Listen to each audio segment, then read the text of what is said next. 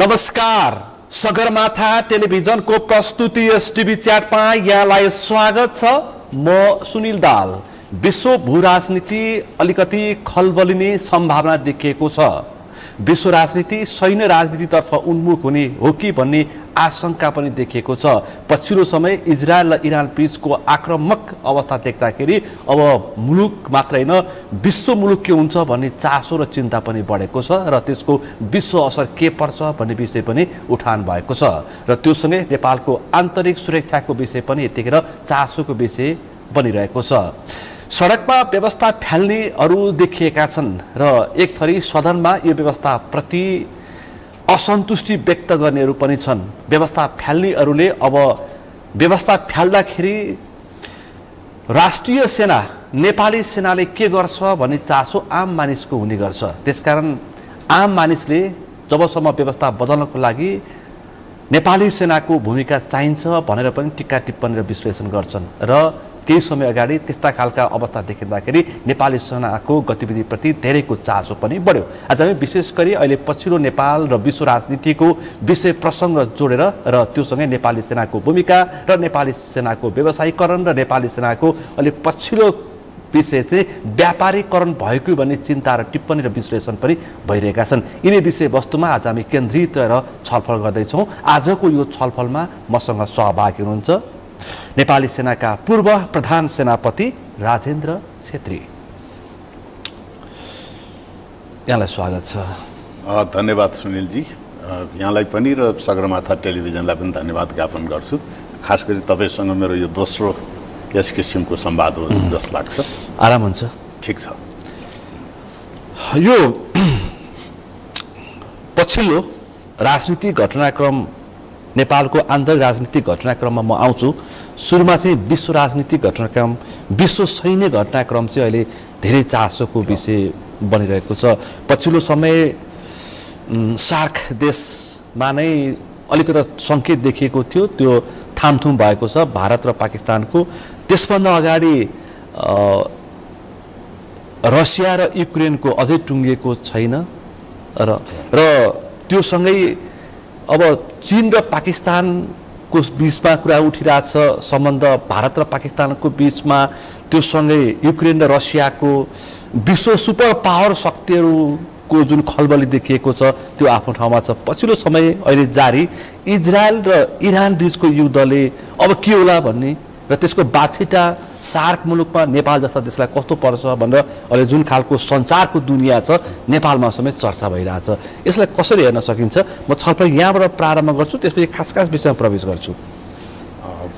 निश्चय पनि अहिले यो जुन किसिमले यो अन्तर्राष्ट्रिय स्तरमै विभिन्न किसिमको यो द्वन्द्वको वातावरण सिर्जना भएको छ, त्यो सर्वत्र चिन्ता र चासोको विषय भएको छ।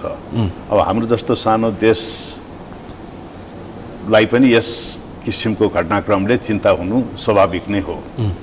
अब जहाँसम्म यो मिडल इस्टमा अहिले देखिएको समस्या छ, इजरायल र इरान बीचको चाहिँ नि द्वन्द्व, अब त्यसमा कुनै न कुनै हिसाबले सुपर पावर पनि प्रत्यक्ष परोक्ष जोडिएको देखिन्छ। तर त्योभन्दा पनि उनीहरूले आफ्नो इजरायलले आफ्नो अस्तित्व, सोभरेनिटी अथवा आफ्नो एउटा टेरिटोरियल इन्टिग्रिटी लगायतका कुराको लागि पनि अलिकति प्रिएम्प्टिभ एक्सनहरू लिन खोजेको देखिन्छ। केही न केही सायद सूचनाकै आधारमा होला। अनि उतातर्फ इरान पनि अलिकति त्यो रिजनमा सैनिक हिसाबले एउटा शक्ति राष्ट्रकै रूपमा गनिन्छ र उसले पहिलाको त्यो इरान इराक युद्धपछि ठुलो युद्ध त गरेको छैन, तैपनि उसले आफ्नो सैन्य सङ्ख्या र चाहिँ अन्य किसिमको सामरिक हतियारहरूको सङ्ख्यालाई बढाउँदै लगेको देखिन्छ। र पछिल्लो समय यो न्युक्लियर क्षमता हासिल गर्नेमा पनि हुन त इरान चाहिँ नि न्युक्लियर प्रोलिफरेसन ट्रिटीको सिग्नेटरिज मध्येमै हो। इरान पनि इरान हो।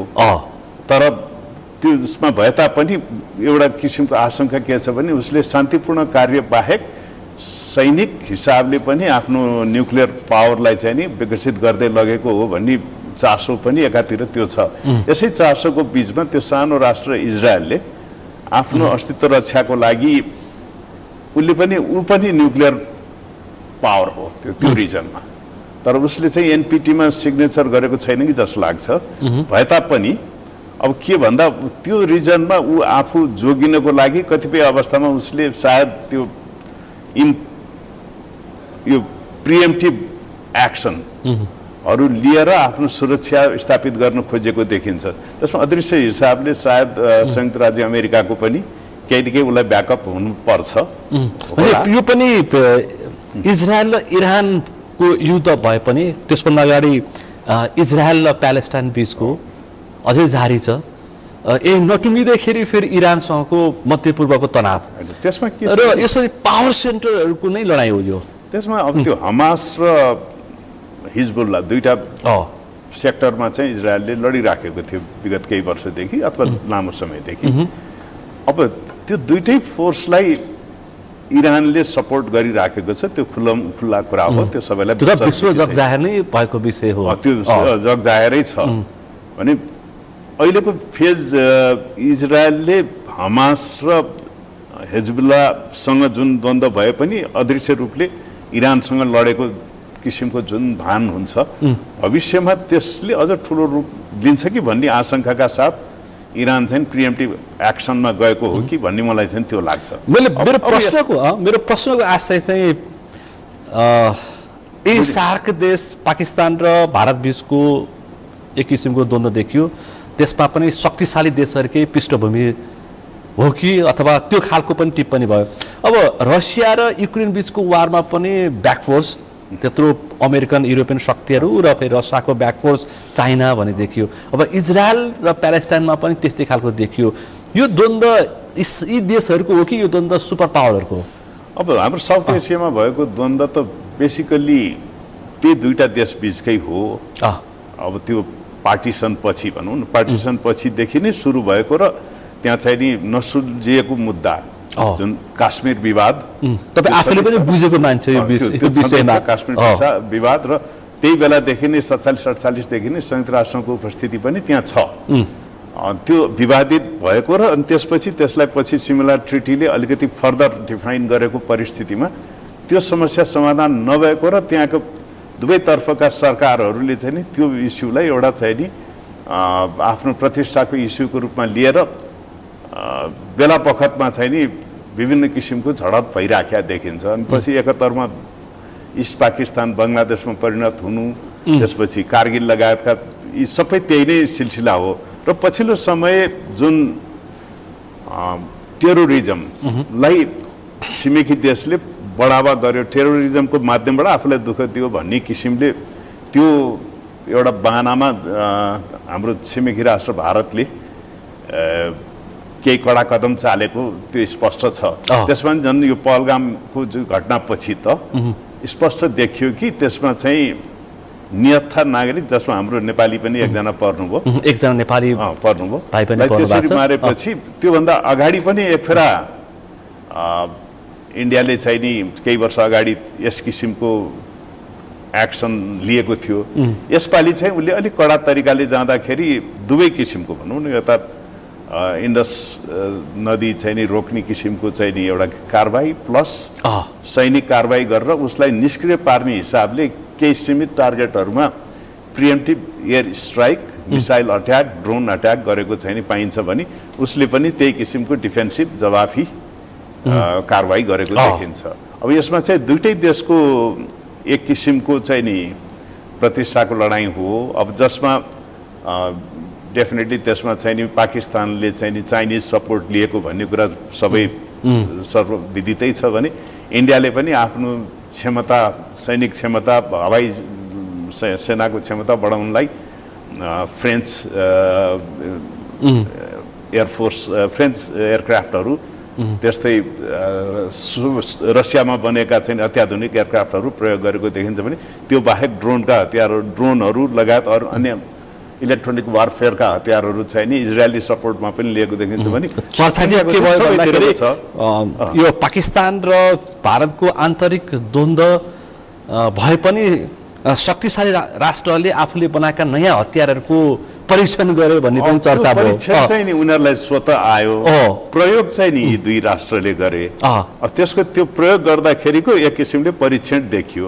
तर यसमा चाहिँ ठुला मुलुकले ब्याक गरेर ओके गो हेड भनेर लडाइँ लड भनेर चाहिँ उक्साएको भन्दा पनि आपसी दुई देशको बीचको सम्बन्धको बाट विकसित परिस्थिति हो भन्ने मलाई त्यो चाहिँ लाग्छ। भारत र पाकिस्तानको त एउटा घटना र त्यस उपर उठेको जवाफी कारबाही, युक्रेन र उसको पनि अब रसियाको केही वर्षदेखि त्यो चलिराखेको छ। अब रसियाले चाहिँ नि आफूलाई कन्टेन गर्न अलिकति नेटो अथवा चाहिँ नि पश्चिमी राष्ट्रहरू सक्रिय भएको जस्तो ठानेर र युक्रेन चाहिँ नि अलिकति नेटोतर्फ अथवा युरोपियन युनियनतिर ढल्केको आवाजको आधारमा उसले पनि आफ्नो आफ्नो हिसाबले चाहिँ नि आफ्नो सीमा क्षेत्रको सुरक्षा अपनायो भन्ने खालको अलिकति त्यो किसिमको कारबाही गरे जस्तो देखिन्छ। तर त्यहाँ पनि के भन्दा पश्चिमी ब्याकअप एउटा देशलाई छ, Soviet Union, not Soviet Union, Russia र केही उसको चाहिँ नि सहयोगी राष्ट्रहरू। मस्को आफै नै बलियो छ, मस्कोले आफ्ना पुराना हतियार नै प्रयोग गर्यो भन्ने खालको पनि विश्लेषण भयो। त्योभन्दा नितान्त अलिकति फरक चाहिँ नि यता अहिलेको चाहिँ इजरायल इरानको चाहिँ नि यो ताजा घटना तपाईँ हामी गफ गर्दा गर्दै पनि पनि होला।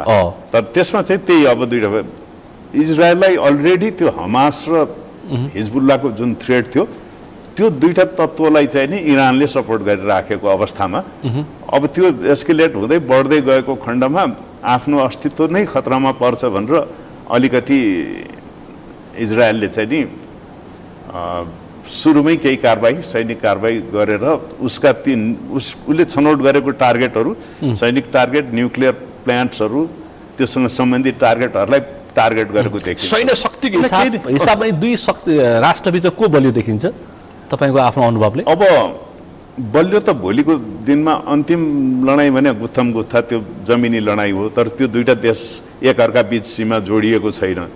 अहिले चाहिँ त त्यो हाइटेक एयर पावर कसको बढी छ भन्ने र त्यो स्ट्राटेजिक मिसाइल सिस्टम, त्यसको लागि एयर डिफेन्स सिस्टम कसको बलियो छ भन्ने हिसाबले हो।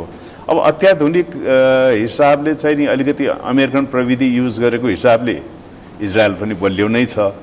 अब इरानले पनि रसियन, चाइनिज र आफ्नै इन्डिजिनस प्रडक्टहरू युज गरिराखेको अवस्था छ। न्युमेरिकल हिसाबले इरान पनि कम त छैन होला जस्तो देखिन्छ भने अब त्यो दुईटाको लडाइँ अब त्यो चाहिँ नि अब हाम्रो हिसाबले हेर्दा यो दुर्भाग्यपूर्ण हो। किन भन्दा इजरायलमा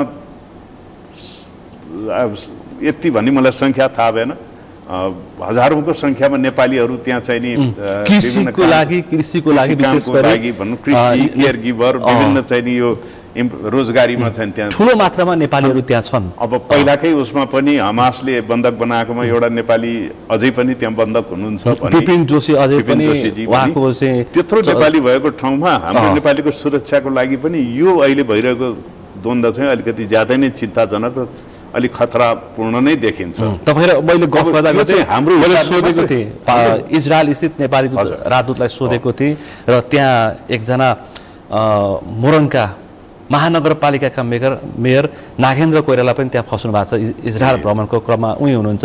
हामी बङ्करभित्र सुरक्षित अवस्थामा छौँ तर बाहिरको अवस्था के छ थाहा छैन भनेर उहाँले भन्नुभएको छ। भनेपछि त्यही हो। अब यो हाम्रो हिसाबले हेर्दा चाहिँ हाम्रो नेपालीको पनि जीवधनको सुरक्षाको कुरा आयो भने तर यो यदि बढ्दै गयो भने यसले चाहिँ विश्वयुद्ध नै निम्त्याउँछ कि भन्ने सम्मको खतरा चाहिँ नि देखिएको छ। किन भन्दा यसमा ध्रुवीकरण देखियो। यता इजरायललाई चाहिँ नि अमेरिका लगायतका उसका केही शक्ति राष्ट्रले ब्याक गर्ने, उतातिर इरानलाई चाहिँ फेरि रसिया चाइना र अन्य इस्लामिक मुलुकहरूले चाहिँ नि मद्दत गर्ने भएपछि त स्पष्ट ध्रुवीकरण देखियो नि त। अब यदि यो बेलैमा नरोकिएमा यो त बढ्दै गयो भने त यसले विश्वयुद्ध निम्त्याउने खतरा पनि बढ्छ। अनि यसलाई चाहिँ नि अब शक्ति राष्ट्रहरूले अथवा संयुक्त राष्ट्र सङ्घीय सुरक्षा परिषदले बेलैमा चाहिँ यसलाई इन्टरभेन गरेर रोक्नु चाहिँ आवश्यक देखिन्छ। हाम्रो इन्ट्रेस्ट हामीले मैले बताएँ हाम्रो जस्तो सानो देशलाई किनकि मध्यपूर्वमा त धेरै नेपालीहरू कामको सिलसिला बसिरहेका सबै देशमा लेबननमा पनि छन्, केही मात्रामा सिरियामा पनि होलान्, इरानमा के छन् मलाई त्यही जानकारी भएन, इराकमा छन् होइन। त्यो रिजनमा त गल्फ कन्ट्रिजमा पुरै लाखौं लाखको संख्यामा लाखौं नेपाली अनि हाम्रो नेपालीहरूको पनि भविष्यको कुरा हो, सुरक्षाको कुरा हो। त्यो बाहेक विश्वयुद्ध नै भयो भने त संसारै यसको मारबाट पर्छ। हामी यो हिमाली सानो देश भनेर हुन्न, भोलि न्युक्लियर किसिमको चाहिँ नि हतियारहरू प्रयोग भयो भने त्यसको पनि असर हुने भयो भने लडाईले हतियारको प्रयोग भयो भने त नेपाल पनि अछुतो रहँदैन भने यो लडाईँको कारणले हुने आर्थिक जुन सङ्कट पनि सँगसँगै आइलाग्छ, त्यसको असर त नेपाललाई पनि परिहाल्छ।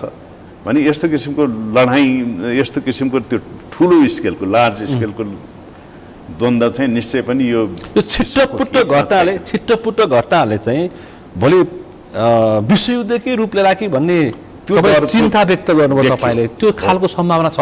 अब त्यो कस्तो भन्दा यो ध्रुवीकरण बढ्दै गयो र त्यो जुन किसिमले यो दुईटा देशबीचको चाहिँ नि यो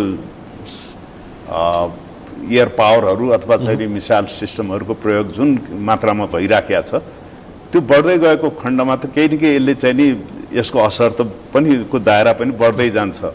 तर मलाई जहाँसम्म लाग्छ अब यस्तो अहिलेको यो 21औं शताब्दीमा विश्व शक्ति राष्ट्रहरू जो चाहिँ नि त्यो ध्रुवीकरणको प्रत्यक्ष सहभागी हुनुहुन्छ, उहाँहरूले यसलाई त्यो हदसम्म पुग्न नदिनु होला जस्तो मलाई लाग्छ। पक्कै नै शक्तिशाली राष्ट्रका राष्ट्रपति डोनाल्ड ट्रम्पले अब विश्वसँग मेरो सम्बन्ध चाहिँ कारोबारी सम्बन्ध हुन्छ, आर्थिक लेनादेनाको मात्रै सम्बन्ध हुन्छ, राजनीतिक सम्बन्ध कम हुन्छ भनेर दिएको जुन खालको सन्देश छ, अब त्यसकारण विश्व परिस्थिति, विश्व भूराजनीति अलिक त डरलाग्दो अवस्थामा चाहिँ देखिन्छ। त्यो देखेको छ, तर त्यो चाहिँ नि बढ्दै जानु हुन्न भन्ने हाम्रो।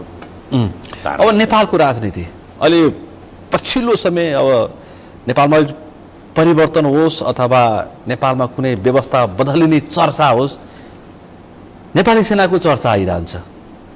अस्ति भर्खर अब एक थरी समूहले यो सङ्घीय लोकतान्त्रिक गणतन्त्र चाहिँदैन भनेर सडकमा आए, अर्का थरी मान्छेहरूले चाहिँ जोगाउनु पर्छ भनेर अब राजावादी र गणतन्त्रवादी हामीले आम्ने सामने पनि भन्यौँ। त्यतिखेर नेपाली सेनाको बहुत चर्चा भयो। अब नेपाली सेना हामी बुझ्छौँ कम्प्लिट लोकतान्त्रिकरण भइसक्यो, गणतन्त्रमा विश्वास राख्छ भन्ने हामी बुझ्छौँ, तर एक थरी मान्छेले अझै आशंका व्यक्त गर्छन्, किन होला? होइन, नेपाली सेना चाहिँ के छ भने त्यो आम मान्छेको धेरैको चासोको प्रश्न हो। यो चाहिँ त्यो लोकतान्त्रिकरण भन्छ नि, त्यो शब्दसँग म पनि त्यति कम्फर्टेबल छैन। सेना भन्ने, सेनामा भित्र लोकतान्त्रिकरण भन्ने चाहिँ नि त सेनाभित्र चाहिँ है त्यो हुँदैन। त सेना भने त के भन्दा यो सिभिलियन सुप्रिमेसी भन्छ नि, नागरिक नियन्त्रण, त्यसले नै सेनालाई चाहिँ एउटा नियन्त्रणमा राखेको हुन्छ। अनि सेनाले संविधानको पालना गर्दै आएको छ, त्यो संविधान अनुसार बनेका ऐन कानुन नियम अनुसार नै सेना सञ्चालन भएको छ। भनी सेनाले चाहिँ नि विद्यमान संविधानलाई नमान्ने भन्ने त प्रश्नै आउँदैन। तर के भने संविधानले नै फेरि सेनालाई एउटा विशिष्ट जिम्मेवारी पनि दिएको छ। यो भौगोलिक अखण्डता, राष्ट्रिय स्वतन्त्रता, स्वाधीनता लगायतका यी सार्वभौम नेपालको लागि सेना, यो सबै चाहिँ को जिम्मेवारी सार्वभौम नेपालको लागि नेपाली सेना अटल विश्वास हो। नेपालीको 3 करोड नेपालीको अटल विश्वास हो। त्यो हो। त्यही भएर नेपाली सेनाले चाहिँ के भने यो संविधान सम्मत यो देश र जनताको सुरक्षामा चाहिँ नि कटिबद्ध छ र सधैँ लागि नै रहन्छ। अब जहाँसम्म यो लोकतान्त्रिकरण, गणतन्त्र, सङ्घीय लोकतान्त्रिक गणतन्त्रमा सेनाको लोकतान्त्रिकरण भन्छन्, विशेष गरी बढी वामपन्थीहरूले, कम्युनिस्टहरूले। त्यो चाहिँ नि कस्तो भने त्यो भयो भने त डेन्जर हुन्छ। सेनालाई राजनीतिकरण गरियो भने त भोलिको दिनमा सेनाको महत्त्वाकांक्षा बढ्दै जान्छ। त्यो चाहिँ नि नहोस्, सेनाको राजनीतिकरण नहोस्, व्यवसायीकरण भन्नाले व्यवसायीकरण भने व्यवसायतर्फ नजाउँ, व्यापारीकरण होइन कि प्रोफेसनलिजम, प्रोफेसनल हिसाबले सेनालाई चुस्त राखियोस्, त्यो हाम्रो चाहना हो। भने यस हिसाबमा संविधान पालना गरेर संविधान अनुसार नै बनेको ऐन कानुन नियम अनुसार चलेको सेनालाई विभिन्न लान्छना लगाउनु या विभिन्न बहाना बनाएर त्यो दोषारोपण गर्नु त्यति उपयुक्त नहोला। तपाईँ लोकतान्त्रिकरण भन्नुभयो या त समावेशीकरण भन्छन्? अझ समावेशीकरण पनि छैन सेनामा? छ नि, त्यो त अहिले सेनाको यो भर्ना प्रणाली पहिला 64 सालमा एउटा सामान्य सिद्धान्त आयो।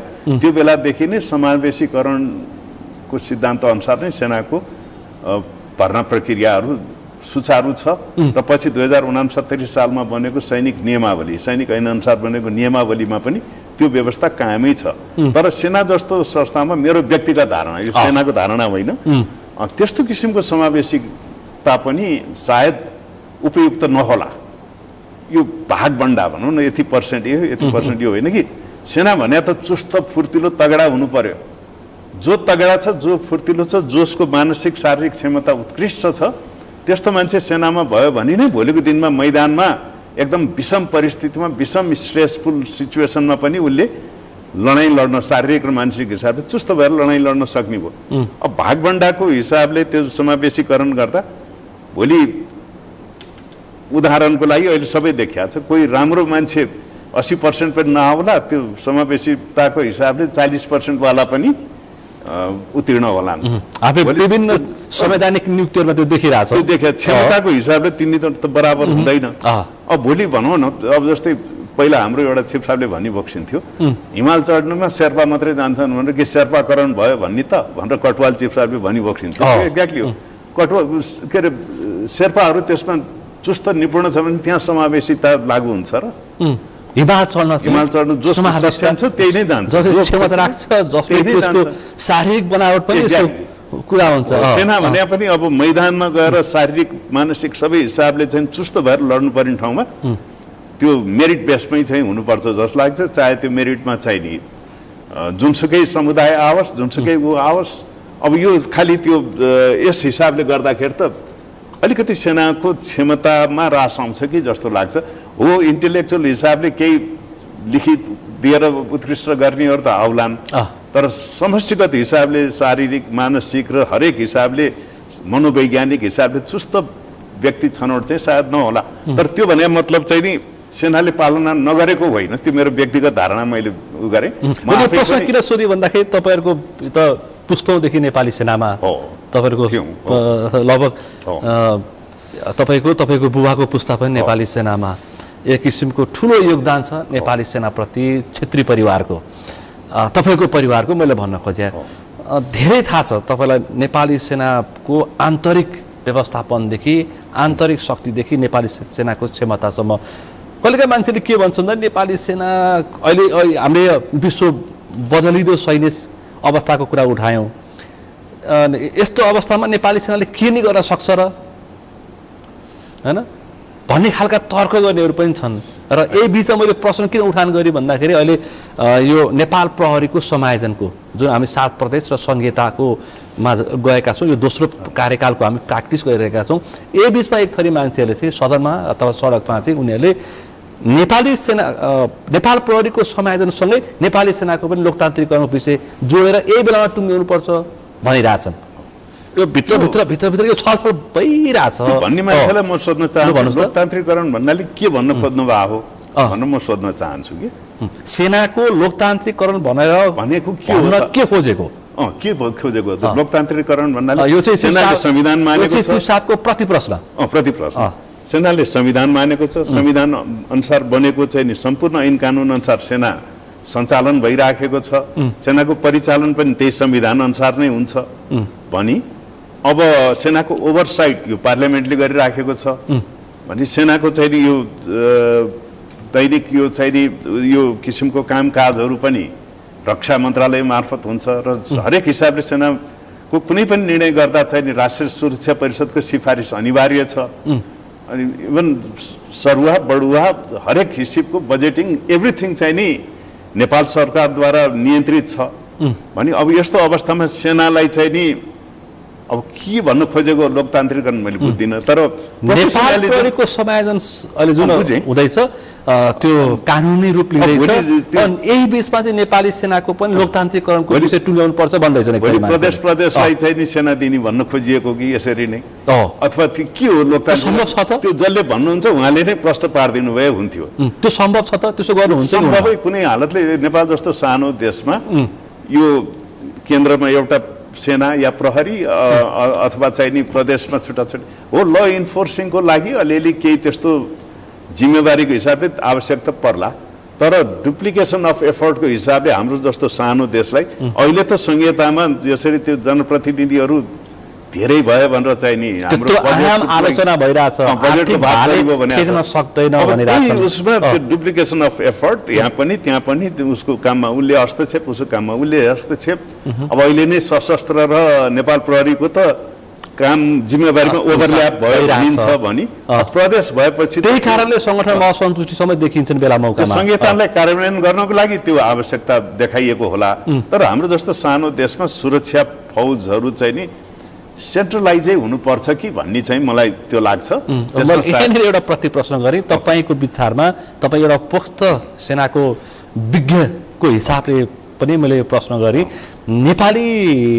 नेपाल प्रहरीको समायोजन जुन अब प्रक्रियामा गएको छ तपाईँको ठ्याक्कै धारणा के छ मैले व्यवहारिक पक्षबाट यो प्रश्न उठान गरेँ जस्तै मैले त्यो ठ्याक्कै गहिरेर त्यो यो समायोजनको त्यो जुन किसिमको त्यो प्लानहरू जे बनेको छ किनकि नेपाल प्रहरीका पूर्व प्रमुखहरूले चाहिँ यो हुँदैन यो नेपाल प्रहरीलाई ठुलो घात हुन सक्छ र नेपाल प्रहरीको सङ्गठनमाथि नै सङ्ख्या उत्पन्न हुन सक्छ भनेर उहाँहरूले खुल्लमखुल्ला बताइरहनु भएको छ मैले छलफल पनि गरिसकेको छु तपाईँ एउटा पूर्व प्रधान सेनापति एउटा विज्ञताको हिसाबले के भन्नुहुन्छ किनकि यो आम कानुन बनाउनेहरूलाई पनि एउटा एक किसिमको सुझाव होस् मैले त्यही कुरा भन्नु खोजेँ म खास एक्ज्याक्टली त्यो समायोजनको योजना कसरी बनेको छ भन्ने कुरा त मैले हेर्न पाएको छैन र त्यो हेरेपछि मात्रै म खास दिन सक्नुला तर पनि मेरो आफ्नो हिसाबले भन्नुपर्दा मैले अघि भने नि अब संहिता भन्दैमा सेना पनि प्रदेशलाई छुट्टै भर्ती गर्न दिने त्यो त्यस्तो किसिमको व्यवस्थाले चाहिँ भविष्यमा समस्या निम्त्याउँछ अब यहाँ त्यो अब यो समायोजनका कुराले प्रहरीलाई अप्ठ्यारो हुन्छ भन्ने हिसाबले हेर्नु भएन राष्ट्रलाई अप्ठ्यारो हुन्छ कि सजिलो हुन्छ भन्ने हिसाबले चाहिँ नि हेर्नु पर्यो अब मेरो आफ्नो व्यक्तिगत धारणाको भन्ने कुरा गर्ने हो भने चाहिँ अब जुन प्रदेशमा डिप्लोय भएका प्रहरी उसले किन भर्ना गर्नु पर्यो प्रदेशमा डिप्लोय भएका प्रहरीहरू त अपरेसनल कन्ट्रोल या कमान्ड त त्यो प्रदेश प्रमुखहरू या जो छ लाई दिएको खण्डमा एउटा फौज त एउटै भइहाल्यो नि हाम्रो जस्तो सानो देशमा उता भर्ना गर्ने भोलि एक ठाउँको मान्छे अर्को ठाउँमा जाँदा कन्फ्लिक्ट हुने हतियार उसले प्रोक्योर गर्ने हतियारको नियन्त्रण केन्द्रभन्दा चाहिँ नि केन्द्रको पहुँचभन्दा बाहिर जाने त्यस्तो अवस्था सिर्जना भयो भने त भोलि अप्ठ्यारो पर्छ यस्तो सानो देशलाई फेरि दुईटा ठुला छिमेकीको बिचमा रहेको देशलाई शक्तिशाली दुईटा प्राविधिक हिसाबलेसम्म शक्तिशाली देशको बिचमा हामी एउटा सानो सेना हिसाबले जो त्यहाँ सरुवा नियुक्ति हुन्छन् त्यो तिनीहरू त जस्तै अहिले पनि त जिल्ला यो प्रदेश सुरक्षा संयन्त्र त छ नि त्यसमा चाहिँ नि सेना प्रहरी सबै सशस्त्र राष्ट्रिय अनुसन्धान विभाग सबै आउँछन् र त्यहाँ भएको उसलाई परिचालन गर्ने एउटा मेकानिजम राम्रोसँग डेभलप गरिदिने हो भने त त्यो प्रदेशलाई फेरि छुट्टै राष्ट्रलाई भार पर्ने गरी यो प्रोक्योरमेन्ट प्रहरी सशस्त्र राष्ट्रिय अनुसन्धान छुट्टै भर्ना गरेर राख्नु पर्दैन कि जस्तो लाग्छ मलाई व्यक्तिगत सुझाव व्यक्तिगत धारणा सुरक्षामा चाहिँ यसरी अपरेसनल हिसाबले ल्याउनु भएन प्रदेशको आधारमा अपरेसनल कन्ट्रोल अथवा अपरेसनल कमान्ड चाहिँ नि प्रदेशमा दिएर अब त्यसलाई त्यसको चाहिँ नि बन्दोबस्ती या चाहिँ नि रिक्रुटमेन्ट लगायतका चाहिँ नि प्रोक्योरमेन्ट हतियारहरू सुसज्जित गर्ने कुराहरू चाहिँ सेन्ट्रलाइजै भयो भने राम्रो हुन्छ कि जस्तो लाग्छ मलाई चाहिँ त्यो अहिले जुन विकेन्द्रीकरणको कुरा गरिरहेको छ त्यो चाहिँ राष्ट्रिय सुरक्षाको हिसाबले र हतियार व्यवस्थापनको हिसाबले पनि व्यवहारिक नहुन सक्छ विकेन्द्रीकरण भनेर उसैले भर्ना गर्ने उसैले हतियार प्रोक्योर गर्ने उसैले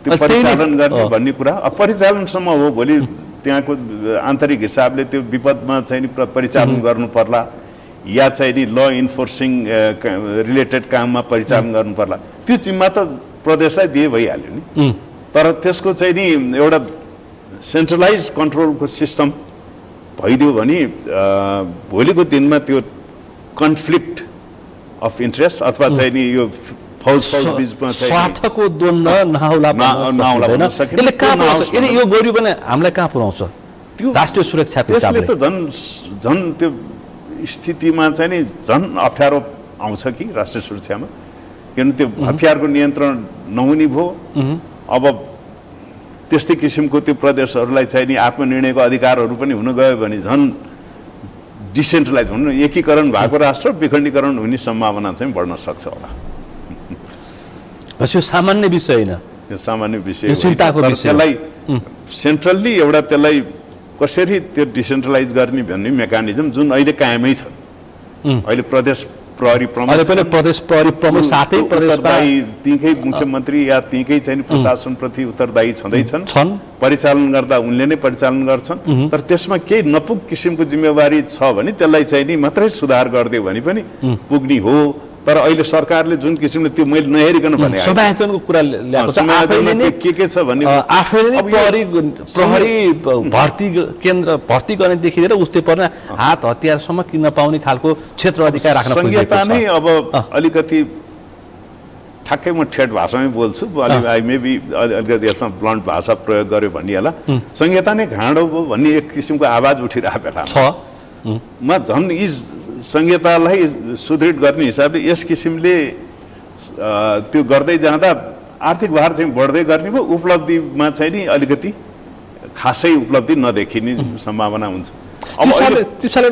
अहिले भइरहेकै सिस्टममा पनि कमजोरी के छ त? अब प्रदेशलाई त्यहाँको चाहिँ नि सुरक्षा संयन्त्र सञ्चालन गर्न त्यो सुरक्षा समितिलाई जुन जिम्मा दिएको छ त्यस अनुसार परिचालन गर्न बाधा के परेको छ त?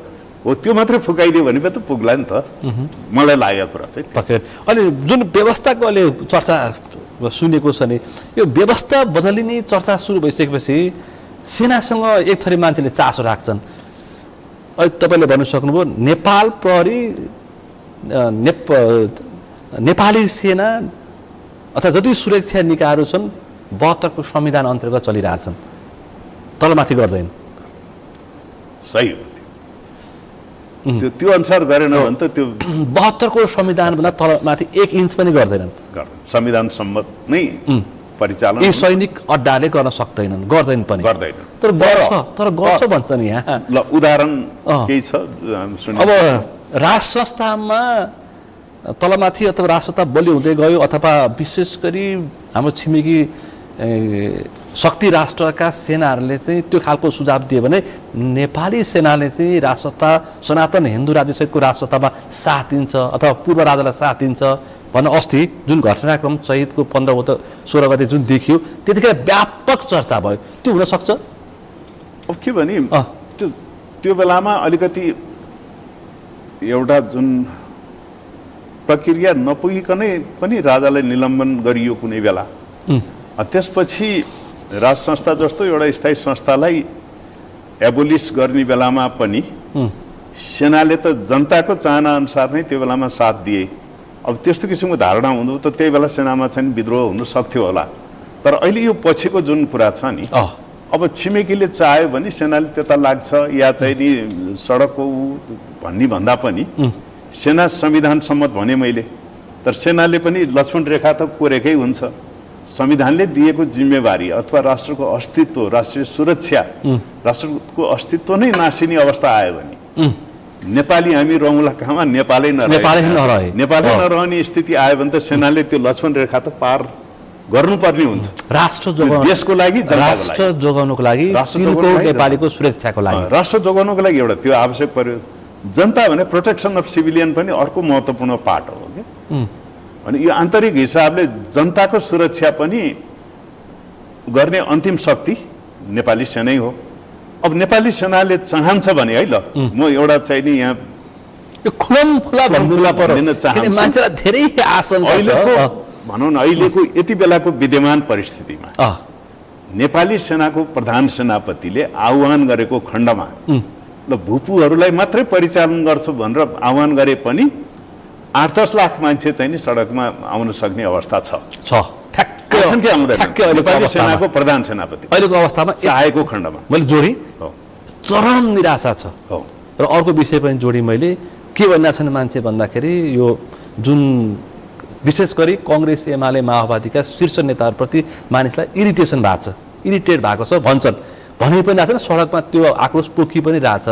यतिखेर चाहिँ एउटा बरु बलियो शक्तिशाली राष्ट्रवादी बरु तानाशाली कि नहोस्, बरु सेनाले एकचोटि मुलुकलाई लिँदैदेखि कम्तीमा हाम्रै पालामा यो मुलुक बन्थ्यो कि भन्ने इच्छा राख्ने पनि ठुलो सङ्ख्यामा नेपाली छन्। तर मैले अघि त्यो सेना प्रमुखले त्यसो गरेमा त्यो किसिमको वातावरण सिर्जना त हुन सक्छ।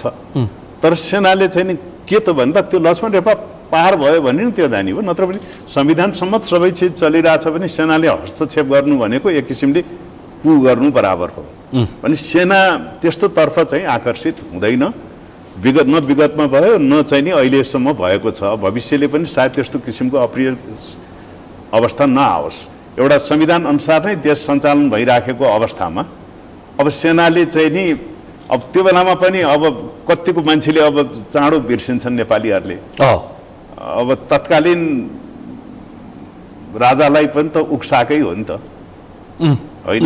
उहाँले आफै आफ्नो मन लागेर ल भनेर सत्ता कब्जा गरे त होइन, यो त अति भइसक्यो, ल अब केही गर्नु पर्यो भन्ने हिसाबले नै भएको हो। तर पछि त फेरि जनताले साथ दिएनन्। त्यस्तो अवस्थामा त उहाँलाई नै अप्ठ्यारो स्थिति आइलाग्यो नि, उचाल्ने एक थरी, तर पछि साथ नदिएपछि फेरि अर्को फरक भयो। तर सेनाले चाहिँ त्यसरी उत्तेजित भएर छिमेकीले चाहँदैमा या चाहिँ नि कसैले चाहँदैमा आन्तरिक शक्ति पार्टी विशेषले चाहँदैमा चाहिँ नि त्यो गर्दैन। भोलि जनता नै सडकमा उत्र्यो भने सेनाले चाहिँ फेरि जनता विरुद्ध त कसरी गोली चलाउला, अन्यथा चाहिँ नि ढुङ्गा हान्ने सेनालाई गोलीले जवाफ दिने त सेना नहोला। भोलिको दिनमा राष्ट्रलाई नै खतरा पर्ने अवस्था आयो भने चाहिँ यस, त्यो अवस्थामा चाहिँ नि सेना सशक्त ढङ्गले चाहिँ नि मैदानमा उत्रिन्छ। हुन त अस्तिको बेला पनि कर्फ्युमा सेना उत्रियो, त्यो दिन अब कर्फ्यू लागेपछि सेना परिचालन हुने त्यो मेकानिजम नै छ। तर सेनाको त एक राउन्ड गोली पनि फायर भएन नि। सेना त्यो दिन नउत्रेको भए परिस्थिति केसम्म हुन सक्थ्यो भन्ने पनि आकलन गरौँ। अहिले एक थरी सेनै चाहन्न भन्ने मान्छेहरूलाई पनि यो उत्तर हो है मेरो। एक थरी भन्दाखेरि चाहिँ सेनाको संख्या घटाउनु पर्छ भनेर संसदमा बोल्नेलाई पनि तपाईँको सँगै जवाब हो। यो सेनाको उपस्थिति मात्रैले पनि परिस्थितिलाई निस्तेज पार्न ठुलो बल पुग्यो। अब विगतमा पनि त त्यो सेनाको उपस्थिति नभइदिएको भए त्यो द्वन्द्वकालीन समयमै पनि त्यो द्वन्द्वरत पक्षको एन्ड स्टेट त यो थिएन नि त। द्वन्द्वरत जुन माओवादी पक्षहरू थिए, लडाकुहरू, उनीहरूको चाहिँ नि अन्तिम विकल्प त अर्कै थियो नि त, साम्यवाद थियो। तर सेनाले उनीहरूलाई एउटा राजनीतिक सहमतिमा आउन बाध्य पारिदियो। भने अहिले पनि के त भन्दा यो परिस्थिति यदि जनताले नै चाहेनन् र जनताले नै फाल्यो भने फेरि सेना चाहिँ नि त्यस्तो अवस्थामा के गर्ला भन्ने मान्छेको चाहना हो। तर सेनाले नै मुलुकको केही समय रुल गरिदियोस् भन्ने पनि अहिले बलियो मत देखिन थालेको छ। सेनाले त्यस्तो राजनीतिक महत्त्वाकांक्षा राख्छ नेपाली सेनाले? राख्दैन, राख्दैन। पाकिस्तानमा त्यस्तो चाहिँ नि नराख्ला। तर पनि मैले अघि भने नि त, यो राष्ट्रै नरहने अवस्था, राष्ट्रको स्वाधीनतै खत्तम हुने अवस्था, राष्ट्र विखण्डन हुने अवस्था आयो भने चाहिँ सेना सशक्त ढङ्गले मैदानमा चाहिँ उत्रिन्छ, चुप्लाएर बस्दैन। तर पोलिटिकल प्रोसेसलाई चाहिँ उसले सधैँ बढावा दिन्छ। अहिले पछिल्लो समय अर्को के चर्चा भएको छ भन्दाखेरि तत्कालीन माओवादी द्वन्द्वको समयमा गिरिजाप्रसाद कोइराला तत्कालीन प्रधानमन्त्रीले चाहँदै पनि सेना परिचालन हुन सकेन। त्यतिखेर अहिले बाबुराम भट्टराई पनि त्यो भन्दै हिँडेका छन्, अरूले पनि भन्छन् सेना सधैँ त्यही राजसत्ताको पक्षमा छ। भावनात्मक रूपमा परिस्थिति त्यो आयो भने, वातावरण त्यो अनुकूल बन्यो भने त्यो खालको एक्सनमा जान सक्छ पनि भन्छन्। होइन, त्यो बेलालाई त्यो होलेरी घटनालाई लिएर या दुनै घटनालाई लिएर मान्छेहरूले यदाकदा त्यो टिप्पणी गरे। आजभोलि समेत त्यो खालको टिप्पणी उठिरहेछ। तर के भने त्यो बेलाको प्रधान सेनापति स्वयंले केही समय अगाडि आई थिङ्क यो टेलिभिजनलाई दिनुभएको उहाँले व्यक्त गर्नु। तर त्यसैलाई म पुष्टि के गर्न चाहन्छु भने त्यो बेलामा पनि संविधान थियो, सेना परिचालन गर्ने प्रक्रिया थियो, होइन? सेनालाई प्रहरीलाई जस्तो भनौँ न, प्रहरी त ल इन्फोर्सिङ एजेन्सी, त्यहाँ यति खटाइदेऊ भनेर खटिने भयो। तर सेनालाई त परिचालन गर्ने प्रक्रिया छ नि त। त्यो राष्ट्रिय सुरक्षा परिषदले सिफारिसमा नेपाल सरकार क्याबिनेटले इन्डोर्स गरेर त्यो बेलामा चाहिँ नि राजाबाट चाहिँ नि त्यो स्वीकृति हुने अवस्था थियो, त्यो प्रक्रिया। अनि त्यसपछि त्यसलाई पार्लियामेन्टले इन्डोर्स गर्ने पनि थियो। त्यो बेलामा के थियो, पार्लियामेन्टको पार्टीले सेना परिचालन गर्न सर्वदलीय सहमति चाहिन्छ भनेर आवाज उठाइरहेको थिए एकातिर। अर्कोतिर भने यो प्रक्रिया नपुर्याइकन ल त्यहाँ होलेरीमा त्यो सिडिओ र प्रहरीहरूलाई चाहिँ कब्जामा लियो, सेना त्यहाँ गइदिनु पर्यो भने आधारमा त सेना जाँदैन नि त। सेनालाई त संवैधानिक आदेश चाहियो, एक्जिक्युटिभ आदेश हो न। एक्जिक्युटिभ आदेश नभएको अवस्थामा चाहिँ सेना नजानी भयो। त्यो बेलामा सेनाले मागेको त्यो एक्जिक्युटिभ आदेश हो। दुनैमा घटनामा पनि त्यही हो। म अप्रत्यक्ष रूपले त्यो जङ्गी अड्डामा मलाई यो थाहा थियो जानकारी, तर खट्टिनलाई तयार हुँदा पनि एक्जिक्युटिभ अर्डर नआएपछि दुनैमा पनि सेना परिचालन भएन। अब त्यसलाई कुनसँग जोडेर हेर्नुहोस् भने इभन दाङमा आफ्नै ब्यारेक हमला हुँदा पनि, ब्यारेक हमला हुनासाथ सेना हौसिएर हतारिएर त गएन नि त। त्यो अब यो माओवादीहरूलाई चाहिँ आतंककारी घोषित गरेर सेना परिचालनको एक्जिक्युटिभ आदेश आएपछि मात्रै अनि सेना परिचालन भयो। त्यो बेलामा आफ्नै मान्छे मारिया छ, आफ्नै हतियार लुटिया छ, तर सेनाले के वेट गर्यो भन्दा आदेश त्यो पनि संविधान सम्मत। अनि भविष्यमा पनि यो आन्तरिक जे पर्छ संविधान भन्दा विपरीत चाहिँ नि सेना सकभर मुभ हुँदैन। अब संविधानै खारेज भयो र निकम्मा भयो भने त्यो चाहिँ नि अर्कै कुरा हो। त्यस्तो अवस्थामा पनि देशलाई अप्ठ्यारोमा पार्न, जनतालाई अप्ठ्यारोमा पार्न सेना परिचालन हुने होइन कि सेनाले आफ्नो अन्तिम उत्तरदायित्व वहन गर्ने हो। अन्तिम उत्तरदायित्व वहन र अन्तिम शक्तिको हिसाबले देश जोगाउने जिम्मा सेनाको भएको यो प्रश्न मैले फेरि गरेँ। बरु तानाशाह नै होस्, पर एउटा देशभक्त राष्ट्रवादी को एउटा खाँचो छ, त्यसमा बरु नेपाली सेनाकोले नै नेतृत्व गरोस् केही समयलाई यो मुलुकमा, जुन खालको चरम निराशा देखेको छ। त्यो अपेक्षा राख्नलाई चाहिँ तपाईँको एक लाइनमा के जवाफ हुन्छ? अहिले संविधान अनुसार नै सरकार चलिराखेको छ, सरकारको समीकरणहरू पनि त्यही अनुसारले नै बढिरहेछन्। यहाँ समस्या भनेको अलिकति गभर्नेन्ससँग देखाइएको छ, सुशासन भ्रष्टाचार र ढिलासुस्ती। अहिले नै सेनाले जम्प गर्नुपर्ने अवस्था त छैन छैन जस्तो लाग्छ मलाई। तर त्यो समयकाल परिस्थितिले त्यो अवस्था आइपर्यो भने सेनाले फेरि यो केही हाम्रा छिमेकी राष्ट्रको जस्तो एकदमै महत्त्वाकांक्षा देखाएर त्यो भन्दा पनि अब सेनाको अर्कै भूमिका चाहिँ नि हुन सक्छ। शासकीय भूमिका चाहिँ नेपाली सेना अब सकभर त्यस्तोमा चाहिँ नि सेना चाहिँ नि नहोमिएला जस्तो लाग्छ।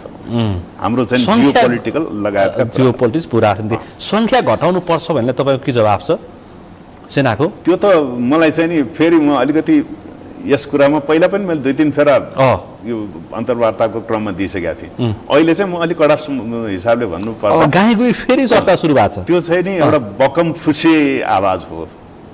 सेना घटाउने बढाउने भन्ने कुरा त्यसरी कसैलाई मन नपर्यो भन्दैमा, कसैलाई केही हुइमा, अब मैले एक्जाम्पल दिएँ नि त, त्यहाँ त त्यो आन्दोलनको फर्स्ट डे नै सेना आवश्यक पर्यो नि त त्यहाँ, होइन?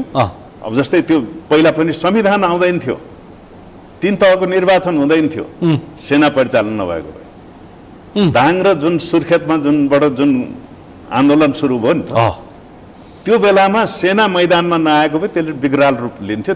त्यो बेलाको सरकारमा हुने, प्रतिपक्षमा हुने सबैलाई यसबारेमा जानकारी छ।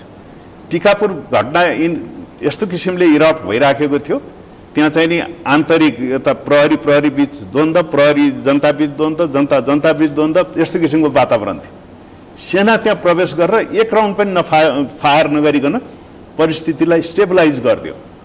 त्यो सेनाको उपस्थिति नै ठुलो महत्त्व राख्छ, भूमिका राख्छ। इभन माओवादी द्वन्द्वकालकै कुरा गरौँ न, माओवादी द्वन्द्वकालमा सेना नभएको भए के हुन्थ्यो भन्ने कुरा अहिले कल्पना गर्न त सकिन्छ। सेना त परिचालन भयो, देश र जनताकै लागि परिचालन भयो। अब त्यहाँ केही न केही कहिलेकाहीँ कोलाटरल ड्यामेजको कुरा आउँछ, तर के भने विद्रोही भने चाहिँ नि को सिभिलियन को विद्रोही भन्ने चिन्न गाह्रो छ। राज्यको पछिल्ला गतिविधिमा चाहिँ सेनाले माइक्रो लेभलमा आफ्नो दृष्टि चाहिँ राखिरहेको चाहिँ हुन्छ, होइन? दृष्टि चाहिँ राखिरहेको हुन्छ। यो सबै परिस्थितिको अध्ययन, पुनरावलोकन, अध्ययन र चाहिँ मूल्याङ्कन सबै गरिराखेका हुन्छ र चाहिँ कस्तो परिस्थितिमा सेना कसरी परिचालन भन्ने पनि आकलन गरिराखेका हुन्छ। अनि जुन त्यो सेनाको सङ्ख्या भन्नेलाई पनि म के भनिदिन्छु भन्दा विशेष गरी संसदमा हिजो अस्ति मात्रै त्यो ट्विटरमा एकजना एकदमै ट्विटरको सक्रिय व्यक्तिले पनि त्यो लेख्नुभयो, डाक्टर सोनी वाग्ले अलिक बढी चासो राख्नुहुन्छ पनि, अर्को एकजना डाक्टर साहबले पनि लेख्नुभयो त्यहाँ कि सेना चाहिँ नि यो शान्ति सेना, राशन निकुञ्ज र त्यो उहाँकै ओड चाहिँ नि बरो गर्दा आई कोट ठुडी खेलको तमासा भन्नुभयो। टुडी खेलको त्यत्रो देशको संस्कृति जोगाउने काम सेनाले गरेलाई तमासा भन्न मिल्छ? उनी कोद्वारा परिचालित हुन् भन्नेमा मलाई शङ्का हुन थाल्यो। त्यत्रो देशको राष्ट्रको मूल्य मान्यता संस्कृति जोगाउनको लागि यो काठमाडौँका चाहिँ नि वासीहरू नेवारहरूको चाहिँ नि चाडबाड उहरू गर्नको लागि सेनाले हातैमालो गरेर काम गरेको छ भने त्यस्तो बोर्ड त्यो टुडी खेलको सेनाको प्रदर्शन चाहिँ संस्कृति हो। संस्कृति हो, त्यो देशको संस्कृति हो, कल्चर, देशको कल्चर जोगाउने। त्यो चाहिँ नि अब अलिकति त्यो धर्मसँग पनि जोडिया होला, तर खैर तैपनि त त्यो परम्परादेखि चलिआएको संस्कृति जोगाएको हो नि त, घोडे जात्रा लगायतका यी कुराहरू। तर त्यो बाहेक मैले भन्नुपर्दा के भने अब सेनाको सङ्ख्या घटाउने या बढाउने, राइट साइजिङमा ल्याउने भन्ने कुरा चाहिँ नि के हुन्छ भन्दा प्रक्रिया हुन्छ। सेना के को लागि राखिएको हो, सेनालाई के जिम्मेवारी दिएको छ, टास्कहरू के हो सेनालाई, त्यो टास्क पुरा गर्नलाई के कति चाहिन्छ भन्ने कुरा बृहत एउटा चाहिँ नि कम्प्रिहेन्सिभ वैज्ञानिक छ। यो वैज्ञानिक छ, हाम्रो वैज्ञानिक सेनाको सङ्ख्या वैज्ञानिक छ, एकदमै वैज्ञानिक छ र नपुग्छ, अझ नपुग्छ। अहिले दिएको टास्क अनुसार गर्ने हो भने नपुग्छ र सेना लड्नु छ र सङ्ख्या बढाउनु छ र भन्छन्, आर्थिक भार भयो भन्छन्। जस्तै अब सेनाको भारलाई चाहिँ नि अनप्रोडक्टिभ त भन्छन्, तर त्यो त परेको बेलामा फेरि त्यो सेना खडा गर्न त सकिन्न नि त। जस्तै अफगानिस्तानले यो इतिहासकालमा पटक पटक शक्ति राष्ट्रमा लड्यो नि त, उसको पनि त त्यो हाइटेक त केही पनि थिएन, उस जमिनी फौजकै हिसाबले। अब अहिले मान्छेले त्यही हिजो मैले यो कोट गरेको व्यक्तिहरूले के भनेका छन् भने अहिले त सबै हाइटेकको लडाइँ भयो, ड्रोनले एयरफोर्सले नेचुरल्ली चिफ्सले त्यही नै हो। भइसकेको छ सुरुको फेजमा हो नि त, गल्फ वारमा पनि हामीले त्यही देख्या हो नि त। एक्चुअल जमिन कब्जा गर्नु त फेरि जमिनी फौज नै चाहियो, होइन त? इराकले कुवेतलाई चाहिँ नि एनेक्स गर्यो, तर इराकलाई पहिला तहस नहस माथिबाट पारेर फेरि कुवेतमा जब कब्जा गरेको इराकीलाई हटाउनु त जमिनी फौज नै प्रयोग हुनु पर्यो नि त। अथवा चाहिँ नि कुवेतको टेरिटोरियल इन्टिग्रिटी कायम गर्न त जमिनमा फौज चाहियो नि, मैदानमा चाहियो। त्यो हावाको फौजले त त्यो रोक्न सक्दैन, त्यो त त्यो एउटा कम्ब्याट सपोर्ट एलिमेन्ट्स हो त्यो। तर कम्ब्याट फौज चाहिँ नि आवश्यक पर्छ अहिले। अनि हाम्रो अहिले भनिन्छ योसँग लड्न सक्दैन, उसँग हो, त्यो म्याच गर्नलाई त्यो किसिमले देशले सुसज्जित गर्ने हो भने त परेको बेला लड्थेन। तर हाम्रो अफेन्सिभ पोस्चरको सेना त होइन, यो देश जोगाउने अन्तिम शक्ति हो। अनि भोलिको दिनमा छिमेकी इभन सुपर पावर रिजनल पावरै आए पनि उसले माथिबाट जति हाने पनि जमिन कब्जा गर्नु त जमिनबाटै आउनु पर्यो। त्यो आउनलाई त हाम्रो नेपाली सेना मेरो विचारमा सशक्त छ र नेपाली सेना त्यस्तो किसिमको परिस्थितिमा निश्चित समयसम्म लड्नको लागि ट्रेन्ड, इक्विप्ड एन्ड रेडी छ। प्रविधि र प्राविधिक हिसाबले बलियो छ नेपाली सेना। अब यो जमिनी फौजको हिसाबले बलियो छ। हामी यो दक्षिण एसियाकै सेनामा हामी कुन स्थानमा छौँ? इन्फेन्ट्रीको हिसाबले भन्ने हो भने त हाम्रो जस्तो सुरु हाम्रो एउटा इतिहासकालदेखि नै जुन हाम्रो एउटा ख्याति कमाएको छ नि, यो दक्षिणी एसियामा त हाम्रो सेना चाहिँ नि उच्च तहमै चाहिँ नि आउँछ। त्यो अस्ति नै पाकिस्तान र भारतकै एक किसिमको द्वन्द्वमा गोर्खा सेनाकै चर्चा भयो। तर हाम्रो नेपाली सेना पनि यो जमिनी लडाइँको अवस्थामा आयो भने चाहिँ नि हामी अब्बल छौँ। लास्ट पर्सनसम्म पनि हामी चाहिँ नि यो देशलाई जोगाउन लड्ने क्षमता चाहिँ नि राख्छौँ। तर नेपाली सेना व्यापारीकरण भयो, नेपाली सेना त कृषिमा, सडकमा, स्वास्थ्यमा, निर्माणमा लगाइयो। राष्ट्रिय गौरवको आयोजना त अब नेपाली सेनाले होल्ड गर्नुपर्ने स्थिति आयो। त्यसका नेपाली सेना यस्तो गर्दाखेरि जस्तो अहिले चाहिँ यो ठेक्का पट्टाले गर्दाखेरि भ्रष्टीकरण भएको छ, अब यो नेपाली सेना पनि सकिने भयो भनेर चिन्ता पनि व्यक्त गरिरहेका छन् एक थरी मान्छेले। त्यो के होला लु भन्नुहोस् त? अब त्यो भन्नेलाई पनि व्यापारीकरण भयो भन्नेलाई पनि म चाहिँ के जवाब दिन सक्छु भने म भन्छु व्यापारीकरण भएको छैन। व्यापार भने नेपाली सेनाले व्यापार गरेको भन्नाले के भने कल्याणकारी प्रयोजनको लागि कल्याणकारीकै भूतपूर्वहरू प्रयोग गरेर केही स्किमहरू राखिएको छ, त्यसबाट आर्जन भएका पैसाहरू चाहिँ नि कल्याणकारी फन्ड मार्फत सकल दर्जाको कल्याणकारी कार्यमै प्रयोग भइराखेको छ। अब त्यो चाहिँ जस्तै ठेक्का पट्टामा नेपाली सेनालाई सहभागिता गराउनु हुँदैन, त्यो गराइयो। यो भोलि नेपाली सेनामा भ्रष्टाचार छिर्छ जस्तो अहिले ब्युरोक्रेसीमा छिरेर बिजोग भइरहेछ भनिरहेछन्। कता कता फेरि सुनिन्छ पनि असन्तुष्टि पनि। यसमा चाहिँ के भने म के भन्छु, इभन मेरै कार्यकालमा पनि मैले के भन्ने गरेको थिएँ, तत्कालीन सरकारलाई पनि अन्य कुनै निकायले या अन्य कुनै विकल्प नभएमा त्यस्तो काममा चाहिँ नि हामीलाई जिम्मेवारी दिनुहोस्। जस्तै हामीले विकट ठाउँमा चाहिँ नि बाटोहरू यो सदरमुकामहरूमा हुम्ला डोल्पा पहिला कर्णाली मनाङ अहिले यति बेला पनि मनाङ भयो, यति बेला पनि यो गोर्खाको लार्कीको बाटो त्यो मेरै कार्यकालमा हामीलाई हस्तान्तरण गरियो, त्यो गरिराखेको छ। जुन चाहिँ नेपाल सरकारले ठेक्कापट्टाबाट पनि नसकेको काम सैनिक जनशक्ति प्रयोग गरेर त्यो प्रयोग भइराखेको छ। त्यस्तो काममा सेना प्रयोग अझ धेरैको चासो त यो फास्ट ट्र्याक। अब त्यसपछि म आउँछु। अब त्यसपछि हामीलाई त्यो जिम्मेवारी दिन खोजियो। अब जिम्मेवारी मेरै समयमा लिएको, हामीले लौ न त्यो हामीलाई दिनु पर्यो भनेर लिएको जिम्मेवारी चाहिँ होइन। त्यो हामीलाई त्यो दिएको जिम्मेवारी हो नेपाल सरकारले, त्यो पनि संविधान सम्मत। संविधानको धारा भाग 28 धारा 267 को त्यो उपधारा 4 मा नेपाली सेनालाई विकास निर्माण काममा प्रयोग गर्न सकिने र विपद व्यवस्थापनमा प्रयोग गर्न सकिने भन्ने स्पष्ट उल्लेख छ। त्यो अवस्था चाहिँ के थियो भन्दा त्यो फास्ट ट्र्याक हाम्रो अर्थतन्त्रको लागि अति आवश्यक छ। अन्य प्रक्रियाबाट त्यो नबन्ने भयो। अब नेपाली सेनाले जिम्मेवारी लिँदैन भने त्यो बन्दैन भन्ने किसिमको निष्कर्षका साथ तत्कालीन गभर्नमेन्टले हामीलाई त्यो जिम्मेवारी दियो। हामीले चाहिँ त्यो हामी सक्ने हाम्रो जिम्मेवारी हाम्रो क्षमताले सक्ने काम होइन भनेर हामीले अस्वीकार गर्यौं। तैपनि यो परिस्थितिमा लिनै पर्छ भन्ने एउटा बाध्यात्मक परिस्थिति त्यहाँ सिर्जना भयो। त्यसपछि हाम्रो टर्म्स एन्ड कन्डिसन के थियो भने हामीले सक्ने हाम्रो क्षमताले गर्ने काम हामी गर्छौं, नसक्ने काम चाहिँ नि हामीले नेपालकै अन्य निकाय अथवा हामीले समन्वयमा भौतिक योजना मन्त्रालयसँगको समन्वयमा आउटसोर्सिङ गरेर भए पनि गराउनु पर्ने हुन्छ। किन भन्दा त्यो त एसियन मापदण्डको हाइवे, त्यसमा चाहिँ सुरुङहरू छन्, त्यो हाई ब्रिजेजहरू छन् जो नेपालको क्षमता छैन। त्यो हामी उत्तरी छिमेकी चीनको त्यो प्रविधि हेरेर सामाजिक सञ्जालमा त्यो चित्त बुझाएर बसिरहेको छ। त्यो नभइकन त्यो ती संरचना नभइकन फास्ट ट्र्याक कम्प्लिट नहुने। अब रह्यो त्यो ठेक्का टेन्डर आदि इत्यादि कुरा। अब त्यो जिम्मेवारी लिइसकेपछि नेपाली सेनाले त्यो काम गर्नलाई त त्यो आउटसोर्स गर्नलाई त सार्वजनिक खरिद नियमावली अनुसार नै गर्नु पर्यो। आफै सेना प्रमुखले ल यो कम्पनीलाई यो दे, यो कम्पनीलाई यो दे। जङ्गी अड्डा आफैले नै ठेक्का निकालेको होइन, त्यो त समिति छ। त्यसमा चाहिँ नि रक्षा, अर्थ, यो भौतिक योजना, राष्ट्रिय योजना आयोग सहितको समिति छ। त्यो समितिले इन्डोर्स गरेपछि त्यो समिति मार्फत, तर जङ्गी अर्थात् त्यो समितिको उसमा जङ्गी अड्डाकै त्यो भनौँ फास्ट ट्र्याकको चाहिँ त्यो मा खटेका त्यो टिमबाट नै यो हुन्छ र त्यो समितिले नै त्यसलाई मूल्याङ्कन गर्ने, छनौट गर्ने काम गर्छ। अब त्यो चाहिँ नि त्यत्रो पैसा खर्च गर्न देशको प्रचलित आर्थिक नियम, सार्वजनिक खरिद प्रणाली अनुसार गर्नको लागि त डेफिनेटली यो प्रतिस्पर्धात्मक अथवा ठेक्का प्रक्रिया त गर्नुपर्ने हुन्छ। अन्तिममा यो फास्ट ट्र्याक सकिँदाखेरि सेनाले भ्रष्टाचारको आरोप खेप्नु पर्छ कि पर्दैन?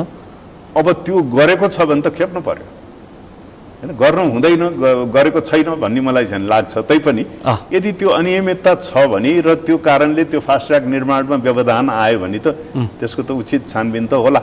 फास्ट ट्र्याकले नेपाली सेनाको त्यो गरिमामाथि भोलि कलङ्क थप्ने काम गर्छ कि गर्दैन होला? होइन, त्यो असफल भयो भने चाहिँ नि केही न केही कलङ्कित त होला, तर सफल भयो भने त झन् प्रेज हुन्छ र त्यस्तो किसिमको अरू दिने प्रयास पनि हुन्छ। स्ट्रेटेजिक महत्त्वको जिम्मेवारी अन्य प्रक्रियाबाट हुँदैन भने चाहिँ त्यो अवस्थामा सेनालाई प्रयोग गर्नु अनुचित चाहिँ होइन। त्यो जुन चाहिँ संविधानले नै त्यो व्यवस्था गरिदिएको छ, नेपालको संविधानले नै राष्ट्र यो विकास निर्माणमा प्रयोग गर्ने भनिएको छ। तर पनि मैले के भने अरूले नसकेको काम मात्रै दिँदा राम्रो र सेनाको क्षमताभित्रको, सेनाको क्षमतामै नभएको यो फास्ट ट्र्याक चाहिँ क्षमतामै नभएको काम हो। तैपनि दियो, किन भन्दा त्यो राष्ट्रिय आवश्यकता, राष्ट्रिय नेपाली सेनाको लागि चुनौती हो र यो समयमा अवसर पनि हो। यो कम्प्लिट भयो भने यो संसारमा फेरि यहाँ मात्रै होइन, हाम्रो छिमेकी देशहरूमा पनि, चाइना, पाकिस्तान, अमेरिका जहाँ हेरे पनि कोर अफ इन्जिनियरले गरेको देखिन्छ। र त्यहाँ चाहिँ नि मान्छेले के भन्छन्, लडाइँ बन्दुक बोक्नेलाई त्यहाँ खन्न लगाइयो भन्छन्। त्यो पनि हो, बन्दुक बोक्ने सेनालाई बेलचा बोकाइयो भनिरहेछन्। त्यो छैन। त्यो आर्मीको इन्जिनियरिङ निकाय जसको काम नै यो कम्ब्याट इन्जिनियरिङ हो, जसको यो निर्माण, यो सडक निर्माण पनि यो जिम्मेवारी आउँछ र विकास निर्माणको पनि छुट्टै संरचना छ। ती टोली मात्रै त्यहाँ फौज खटिएका छन् यो रेगुलर इन्फेन्ट्री फौज अथवा रेगुलर फाइटिङ फोर्स चाहिँ नि त्यो बेल्चा लिएर गएको छैन को बेल्चा बोकेर गएका छैन तर अर्को यो विषय मैले यति नै टुङ्गेँ धेरै यसभन्दा अगाडि पनि मैले छलफल गरेका थिएँ कतिपय पूर्व सैनिकहरू सेनाको नेतृत्वप्रति अझै पनि असन्तुष्टि व्यक्त गर्छन् बेला क्रममा त्यस्ता मुद्दाको प्रक्रियामा समेत जान्छ किन नेपाली सेनामा अब यो चाहिँ के भने यो व्यक्तिगत महत्वाकांक्षा जस्तो लाग्छ मलाई जन्म मिति र सर्टिफिकेटको त गोलमालको कुरा छँदैछ असन्तुष्टि पनि सँगै आउँछ अब व्यक्तिगत महत्वाकांक्षाका कुरा अनि असन्तुष्टि भने त्यही भनौँ न मान्छेको चाहिँ नि चाहना चाहिँ नि ह्युमन वान्ट्स आर अनलिमिटेड भन्ने एउटा इकोनोमिक सिद्धान्त छ नि यो चाहियो मलाई यो चाहियो भन्ने त्यो किसिमको एउटा मान्छेको असीमित चाहना हुन्छ तर सिस्टमले गर्दा उसको एउटा तहमा गएर ब्रेक लाग्छ या उसले कुनै अनियमितता अथवा चाहिँ नि बदमासी गरे हुन्छ त्यो अनुसार कारबाहीमा परेर बाहिर जान्छ बाहिर गएपछि उसलाई त्यो जसले पठाए उसलाई प्रतिशोध साध्न मन लाग्छ अनि त्यो चाहिँ नि एकदमै गलत एउटा ट्रेन्ड डेभलप भएको देखिन्छ यो गलत ट्रेन्ड चिन्ताको विषय आफ्नो कारणले अवकाश हुन्छ अब यता सेनालाई अथवा उसलाई दोष दिने अब दोष चाहिँ नि के भने एउटा कुरा के भन्दा सेना भने देशको एउटा सशक्त शक्ति संयन्त्र हो यसलाई दोष दिएर केही पनि काम छैन मेबी उसको रिस व्यक्ति होला व्यक्तिलाई दोष दियोस् तर संस्थालाई चाहिँ नि विवादित तुल्याउने संस्थालाई चाहिँ नि अलिकति अपमानित तुल्याउने संस्थालाई चाहिँ लान्छना लगाउने त्यो चाहिँ एकदम गलत काम हो र त्यो व्यक्तिहरू फेरि पेन्सन पनि खाइरहेछन् पेन्सन खाएर त्यो गर्नु चाहिँ नि त्यो अब त्यो व्यक्तिले ल्याउने कुरा चाहिँ के भन्दाखेरि बाहिर आर्थिक अनियमितता र चलखेलको खबर ती व्यक्तिले अनि अर्को भर्ना र पदोन्नति शान्ति सेनामा भनसुन्न दबाव र सर्टिफिकेट र जन्ममितिको कैफियत चाहिँ यी कुरा चाहिँ बारम्बार किन सेनाबाट बाहिरिन्छ यो चाहिँ नि के भने अब यसमा पनि स्पष्ट अब शान्ति सेनाको त मान्छे व्यक्तिलाई थाहा हुन्छ कि म कहिले पर्छु भन्ने त्यो सिस्टमै त्यसरी डेभलप भएको हुन्छ तर पनि त्यो सिस्टम मिचेर हुन खोज्नेहरूले चाहिँ नि निकाल्ने आवाज हो त्यो सिस्टम अनुसार नै उनीहरू आफ्नो ज्येष्ठता योग्यताको आधारमा परिराखेकै हुन्छन् र त्यसमा चाहिँ नि एउटै के त भन्दा पहिला 6 महिनामा जान्थ्यो 6 महिनामा रोटेसन हुन्थ्यो अहिले युएनले नै वर्ष दिनमा गर्ने भन्दा सङ्ख्या घट्यो तर हामीले जुन अहिले त हामी लार्जेस्ट ट्रुप कन्ट्रिब्युटिङ कन्ट्री छौँ त्यसमा हाम्रो त गइराखेकै छ धेरै टाइममा नै झन्डै 2200-2500 जति एक्स्ट्रा फौज हामीले डिप्लोय गऱ्यौँ त्यो भने मतलब नेपाली सेनालाई विश्वास गरेर नै उनीहरूले डिप्लोय गराएको हो अब त्यस कारणले शान्ति सेनातर्फ त म के पनि भन्दिनँ त्यो आर्थिक अनियमितता ऊ जसले गरेछ जो त्यसैमा बाहिर गएको छ उसैले त्यो कुराहरू निकालिरहेछन् कि त्यो जुन कुनै अब एकदमै अपत्यारिलो कुराहरूलाई पनि अतिरञ्जित गरेर चाहिँ नि उनीहरूले प्रकाशमा ल्याइराखेका हुन्छ सेनामा पनि राजनीति छिर्यो भयो राजनीति भन्दा पनि यो विकृति भनौँ न बाहिरको विकृति अलिकति भनौँ न यो कुनै कालखण्डमा हाम्रो निड टु नो बेसिसमा यो सूचना प्रवाह गर्नुपर्ने अवस्था छ नि त्यो चिज नै खुलमखुला गरिदिँदाखेरि अब यस्तो हो कि सेनाका कतिपय संवेदनशील कुराहरूमा पनि चासो बढ्न थाल्यो क्या त्यो अब त्यो यो जो डिस्ग्रन्टल्ड लट हुन्छ जो एउटा के अरे आफूलाई चाहिँ नि असन्तुष्ट भएका समूहहरू हुन्छन् तिनीहरूले निकाल्ने आवाजहरू हो क्या यो पत्रिकाबाजी गर्ने आदि इत्यादि आफै असन्तुष्ट भएर तर उनले त पाउने सबै सुविधा पाएरै गएका हुन् अब जहाँसम्म अब यसमा एउटा त्यो भयो एउटा भ्रष्टाचार लगाएर कुरा हो सेनाको सैनिक ऐन यति कठोर छ कि सेनाको सैनिक ऐनबाट दिइने सजाय यदि त्यस्तो भ्रष्टाचार भएको छ र त्यसको छानबिन भयो भने त्यसले दिइने सजाय बाहिरतिरको अदालतले दिइने भन्दा अलिक कठोर हुन्छ एउटा जङ्गी अदालतको अड्डा सजाय अदालती प्रक्रिया चाहिँ बाहिर भन्दा पनि अझ कठिन हुन्छ कठोर अब मैले एक्जाम्पल एउटा के दिन्छु भन्दा ठ्याक्कै साल मलाई याद भएन त्यो रसुवाबाट चाहिँ नि रक्तचन्दन पास गर्दाखेरि सेनाको चेकपोस्टले पनि छोडिदियो भनेर आयो समाचार त्यो समाचार आएपछि त्यो इस्यु भयो त्यो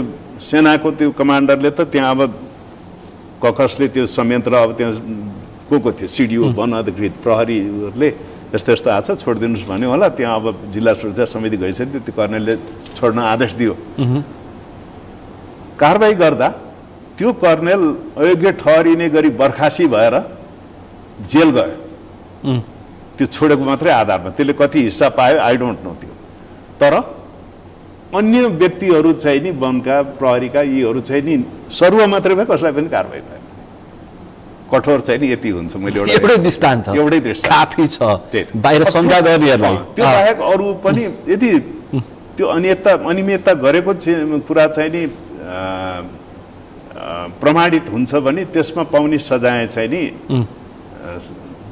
विगतदेखि हेर्दै त्यो उच्च तहका अधिकृतहरू पनि त्यसमा समावेश भनेपछि सांगठनिक सुशासन मानव अधिकार र सैन्य मनोबल विद्यमान ऐनले नै त्यो व्यवस्था गरिदिएको छ इभन यो सबै किसिमका आर्थिक अनियमितता र आर्थिक अनुशासन विपरीतका कामहरूमा चाहिँ नि हुने सैनिक अदालतको काम कारबाही तुलनात्मक हिसाबले कठोरै हुन्छ अब जहाँसम्म त्यो उमेर लगायतका कुरा छ उमेरको चाहिँ हद म्याद मिति सर्टिफिकेटको कैफियत त्यो चाहिँ के छ भन्दा प्राय जसो हाम्रो एउटा सिस्टमकैले ल्याएको कुरा हो क्या त्यो जस्तै एसएलसी दिनलाई 16 वर्ष पुग्या हुनुपर्ने हुन्छ अनि कोही मान्छे त्यो बेलामा पढ्दै जाँदा चाँडै गयो भने उसले एसएलसी आफ्नो टाइममा दिनलाई उमेर सच्याउने एउटा त्यो अवस्था हो दोस्रो चाहिँ नागरिकता बनाउँदा अहिले सायद तपाईँहरूले नागरिकता बनाउँदा त्यो नयाँ नागरिकता आयो जसमा जन्म मिति नै लेखिन्छ त्यो बेला चाहिँ नि त्यो जुन नेपाली कागजको त्यो उसमा बुकमा राखेका नागरिकतामा जन्म मिति लेखिन्थेन त्यो नागरिकता बनाउँदाको दिनको उमेर लेखिन्थ्यो जस्तै त्यो अब म मेरो आफ्नो भन्नुपर्दा अथवा कुनै व्यक्तिको भन्नु त अब कुनै व्यक्तिको नागरिकता बनाउन 2082 साल वैशाख 1 गते गयो भने त्यो दिन 16 वर्ष भनेर उमेर लेखिया हुन्छ ठ्याक्कै उमेर लेख्या हुन्छ अनि जारी भएन यति साल यति गते भनेर लेखिदिन्थ्यो जारी भएको मितिमा त्यो 16 वर्ष घटाउँदा जुन मिति आयो त्यो उसको जन्म मिति हुन्छ त्यो त कि त मेरो जुन जन्मदिन मिति छ त्यही दिन नागरिकता बनाउन जानु पर्यो र त्यही दिन जारी हुनु पर्यो त्यो हो नि मात्रै एकुरेट हुने भयो नत्र त प्राय माथि अतिरिक्तको मात्रै भने कि पुराना भर्नाको तल्लो दर्जाको पनि त्यहाँ भर्ना हुने दिनमा उमेर चाहिँ भर्ना उमेर 18 वर्ष भनेर लेखिन्थ्यो नागरिकतामा पनि त्यही अनुसार उसको पछि नागरिकता बन्थ्यो गाउँघरमा नागरिकता त्यति बनाउने चलन हुन्थेन पछि आएर जहाँ जहाँ पोस्टिङ भयो त्यहाँ नागरिकता बनाउँदा त्यही भर्ना मितिको आधारमा नागरिकता बन्थ्यो अनि त्यो तालमेल कहिले पनि हुन्थेन ठ्याक्कै समस्या चाहिँ यो सर्टिफिकेट र उसको बिचमा नागरिकतामा उमेर फरक देखिने समस्या चाहिँ यो तर यसलाई चाहिँ फेरि 2069 को सैनिक नियमावलीले स्पष्ट पारिदिएको छ यो नागरिकता र यो सर्टिफिकेटमा उमेर फरक पर्न गएमा कुनलाई कायम गर्ने भन्ने कुरा चाहिँ नि नियमावलीले नै तोकिदिएको छ त्यसैको आधारमा चाहिँ फेरि त्यो प्रमोसन बढुवा जागिर अवकाश आदि चाहिँ कायम हुन्छ बढुवा पनि कैफियत हुँदैन नेपालमा जुन अनुसार पहिला घर जानी हुन्छ या जुन जेठो छ त्यो उमेरलाई चाहिँ नि कायम गरिन्छ कि अब कोहीले चाहिँ नि नागरिकतामा उमेर सच्याएर पछिको ल्याए पनि मेरो त नागरिकतामा यो छ यो सर्टिफिकेटमा यो छ म अझ 2 वर्ष जागिर खान पाउनु पर्ने भन्न आउँछ भने त्यो मिलेन त्यो सम्भव छैन अब सर्टिफिकेटमा चाहिँ नि फेरि कम छ नागरिकतामा बुढो छ भने नागरिकता अनुसार नै ऊ अवकाश हुने भयो अनि अहिले केही मान्छेहरू यो अनेक हिसाबले यो चर्चा गरे अब वर्तमान प्रधान सेनापतिलाई नै आक्षेप लगाए राजनीति गर्न जागिर खानुभन्दा अगाडि उनले बनाएको चाहिँ सर्टिफिकेट र त्यसै आधारमा बनेको नागरिकता फेरि नागरिकता हराएपछि या च्यातिएपछि या जलेपछि प्रतिलिपि त बनाउन पाइयो नि पाइन्छ प्रतिलिपि जुन त्यही डाटा राखेर बनाइन्छ भने त त्यो त गल्ती भएन नि त त्यो दुईटा नागरिकता भयो त्यसको भन्न मिल्यो र देखिएको समस्या यो समस्या हो यो त्यही भएर यो समस्यालाई 69 को त्यो सैनिक नियमावलीले नै समाधान गरिदिएको छ तै पनि केही विकृति उठाउन चाहने विकृतिमा रमाउने केही व्यक्तिहरूले यसैलाई इस्यु बनाएर पत्र पत्रिकामा निकाल्ने मुद्दा हाल्न जाने यो विभिन्न आक्षेप लगाउने आदि इत्यादि चाहिँ मेरो विचारमा अहिलेको नियमावलीले यसलाई समाधान गर्छ ठ्याक्कै अन्तिममा छु यो निराश जनमतलाई एक लाइनमा तपाईँ के भन्नुहुन्छ निराश जनमतलाई चाहिँ म सेनाको हिसाबले भन्छु यो कोही व्यक्ति विशेषले भने जस्तो सेना कमजोर छैन नेपाली सेना नेपालभित्र पनि अत्यन्त भरपर्दो र विश्वसनीय संस्था हो। देश बाहिर पनि राष्ट्रसङ्घीय शान्ति सेनामा होस् नेपाली सेना चाहिँ most credible and reliable troop कन्ट्रिब्युटर्समा चाहिँ नेपाल पर्दछ। त्यस कारणले नि यति बेला हामी सबभन्दा हाइएस्ट ट्रुप कन्ट्रिब्युटिङ कन्ट्रिजमा महिला सहभागिताको हिसाबले पनि हामी टप कन्ट्रिब्युटरको हिसाबले चाहिँ नि कायम छौँ। त्यो नेपालीको अनुहार हेरेर दिएको होइन कि हाम्रो क्षमता हेरेरै दिएको हो। र नेपाली सेनाले इतिहासकालदेखि नै यो राष्ट्रलाई जोगाउन पर्दा एकदम शक्ति राष्ट्रका चाहिँ नि त्यो बेलाका पावरफुल सेनाहरूलाई पनि परास्त गरेको दृष्टान्तहरू थुप्रै छ भने भविष्यमा पनि यो राष्ट्रलाई जनतालाई सङ्कट आएमा यो सेनाले सशक्त ढङ्गले यो देश र तपाईँ नेपाली जनताहरूको सुरक्षा गर्न सधैँ कटिबद्ध रहन्छ। तर त्यो वातावरण भनौँ न त्यसमा अब यो देखिएका समस्या यो संविधानमा देखिएका समस्या यो धर्मले उब्जाएका प्रश्नहरू धर्मको कुरामा नि मैले त्यो बेलामा नि बहालमै हुँदा पनि भनिदिएको थिएँ कि धर्मको कारणले भविष्यमा केही अस्थिरता आउन सक्छ भनेर अब त्यो चाहिँ व्यवहारमा देखिराखिया छ। अब यस्ता कुराहरूलाई चाहिँ नि समाधान गर्दै गएको खण्डमा अब 10 वर्ष भइसक्यो संविधान यसले स्थायित्व स्थिरता दिन सक्दैन भन्ने देखिसकेका छ। अब नेपाली सेनाले त्यो बेलामा अघि मैले भने नेपाली सेना नभए संविधान जारी हुने अवस्था थिएन, संविधान कार्यान्वयन हुने अवस्था थिएन, 3 तहको निर्वाचन हुने अवस्था थिएन भनेर जुन मैले भने नि त्यो के को लागि नेपाली सेनाले त्यहाँ भूमिका निर्वाह गरेको हो भने त्यो बेला जनताले चाहेको के थियो भन्दा शान्ति र स्थिरता। शान्ति त त्यो अब आउने क्रममै थियो पनि शान्ति सम्झौताको अन्तिम उ त पुरा भएको छैन। तर स्थिरता भने चाहिँ नि यो पोलिटिकल स्टेबिलिटी नै हो। त्यो चाहिँ नि संविधान आएर कार्यान्वयन राम्रोसँग भयो भने पोलिटिकल स्टेबिलिटी आउँछ, त्यसले स्थिरता कायम गर्न सक्छ। त्यो स्थिर वातावरणमा अनि देश समृद्ध हुन सक्छ भन्ने धारणा साथ त्यही जनताको मनोकांक्षालाई सेनाले भविष्यमा पनि सेनाले चाहिँ नि यो निराशा जति छ त्यो निराशालाई सेनाले नजिकबाट निहालेको छ र परेको बेलामा लक्ष्मण रेखा नै खिचेको छ। त्यो यदि परिस्थिति विकराल भएर त्योभन्दा क्रस भयो भने यो देश र यो जनता यो देश जोगाउने अन्तिम शक्ति सेना हो र सेनाले कुनै पनि मूल्यमा यो आफ्नो विशिष्ट जिम्मेवारी चाहिँ पुरा गर्छ। यो समय र यो संवादलाई विशेष रूपमा आभार व्यक्त गर्न चाहन्छु। धन्यवाद सुनिलजी, मेरो तर्फबाट पनि तपाईँ र तपाईँ लगायत सगरमाथा टेलिभिजन च्यानललाई यो मलाई केही भावना केही कुराहरू व्यक्त गर्न दिनुभएको म धन्यवाद दिन चाहन्छु। र फेरि म भन्छु यो कतिपय कुरा यहाँ नीतिगत र राष्ट्रिय स्तरका कुराहरू भए यो मेरो राजेन्द्र छेत्रीको व्यक्तिगत धारणा हो। अहिलेको वर्तमान सेनाको धारणासँग यो नमिल्न पनि सक्छ। त्यसरी बुझ्दिनु पर्यो। त्यसरी बुझ्दिनु पर्यो। पक्कै पनि आज हामीले विशेष गरी अहिले जुन खालको भू राजनीति भू परिस्थिति देखिएको छ नेपालको आन्तरिक राजनीतिमा अलिकति आशंका र केही त्रास देखिएको छ। यस्तो बेलामा नेपाली सेनाको चासो चिन्ता भूमिका र नेपाली सेनाप्रतिको विश्वास र आस्थामा आज हामीले केन्द्रित रहेर छलफल गऱ्यौँ। आजको यो छलफलमा मसँग सहभागी हुनुहुन्थ्यो नेपाली सेनाका पूर्व प्रधान सेनापति राजेन्द्र छेत्री। आजको विषय प्रसङ्ग यति नै। भोलि अर्को विषय प्रसङ्गका साथ एसटिभी च्याटोनी बाचा गर्दै म सुनिल दाहाल पनि बिदा चाहन्छु। सगरमाथा टेलिभिजन हेर्दै गर्नुहोला। नमस्कार।